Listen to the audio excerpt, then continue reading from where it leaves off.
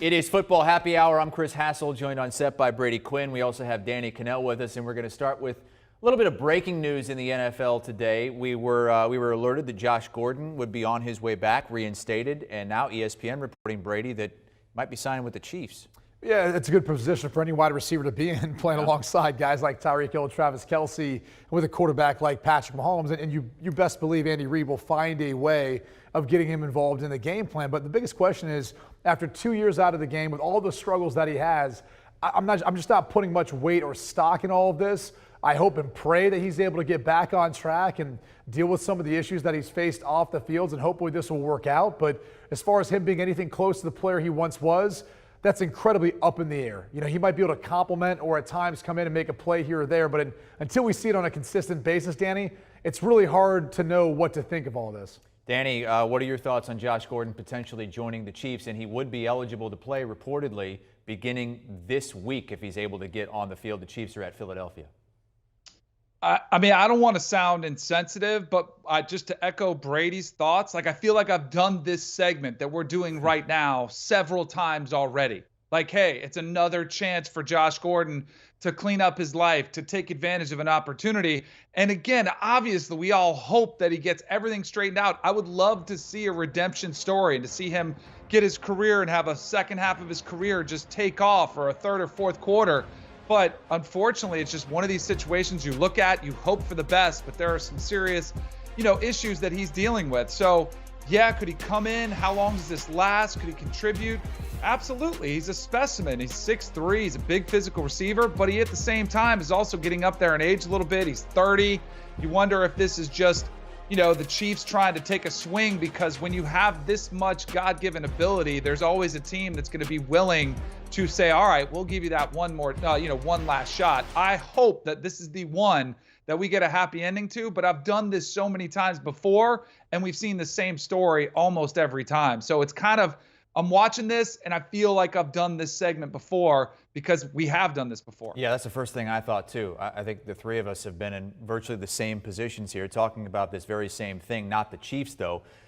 Do the Chiefs need another receiver at this point? No, I don't think they need one. I mean, this isn't necessarily an acquisition of need, if you will. We'll take up a roster spot, or potentially maybe he's on the practice squad before he can really learn the offense and prove himself. But that's the kind of issue with this. Is it's making news because it's Josh Gordon and his history and what he's been in this league and what they hope he can maybe be in Kansas City. But the reality is that's not the issues for the Chiefs, who sit at 1-2 right now. Their defense isn't playing as stout as they thought up front. I think the move to Chris Jones to the outside hasn't worked out well for them. They've run the ball inconsistently, even though they ran the football well last week. And look, they're turning the football over too much, bottom line. So this team has other issues going on right now. That's not the wide receiver position is not the issue they need to focus on. Danny, what's your issue with the Chiefs so far? 1-2 start, and they've lost 2 straight, under 500 for the first time since 2015. Brady hit on a lot of the defensive issues, but there has to be a sense of urgency with every team. And I think it's just the Chiefs have had so much success that sometimes I think maybe you take it for granted. It's playing out somewhere on the field. The best teams, like a dynasty like the Patriots, it's one of the reasons Bill Belichick, you cannot like his personality, his style, but man, does he drive a tough ship when he has, hey, this standard cannot ever drop below the Patriot way. And Andy Reid is a different personality, lets his players live. They're having more fun. But when I see Patrick Mahomes out there in a game trying to make a no-look pass and it gets tipped up and gets intercepted, I'm like, man, maybe they're a little bit too loose right now. And I think that's probably one of the issues. But the defensive side of the ball, they can't get off the field. And that's sometimes going to happen when you have so much focus on the offense and you have so many talented players on the offensive side of the ball. But I think that's also, you take the good and you take the bad. Patrick Mahomes is a gunslinger. He's going to throw it all over the yard. Sometimes he's going to make the hero throw, and sometimes you're going to have some boneheaded plays, which we've seen so far too. The Chiefs are going to be fine, but this move is not going to be the difference in this team getting over the hump or turning things around. I think the other thing is, and touching on Danny's point about urgency, is the Raiders, the Broncos, in particular the Broncos, haven't got out to the start like we've seen in recent years.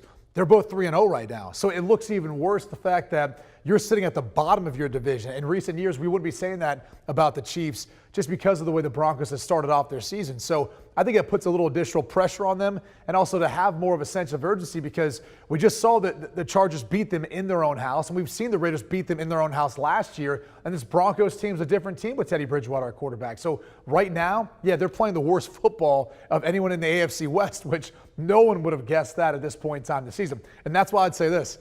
If you're looking at the Super Bowl favorite odds, you may want to sprinkle a little money on the Kansas City Chiefs. If you're a Chiefs fan, or if you believe they're going to ride this thing out, now's probably one of the only times where you might be able to find some value there. Yeah, a little bit of value. The Buffalo Bills certainly are growing right now. Pete Prisco picked them to win going into the season, not just the AFC, but the Super Bowl. And then in the NFC, the Rams certainly are up there as well. Do you want a sports network that delivers everything that matters about the game? The highlights, the picks, the instant analysis, no yelling, no fake debates, no politics. Hit the subscribe button and never miss a moment.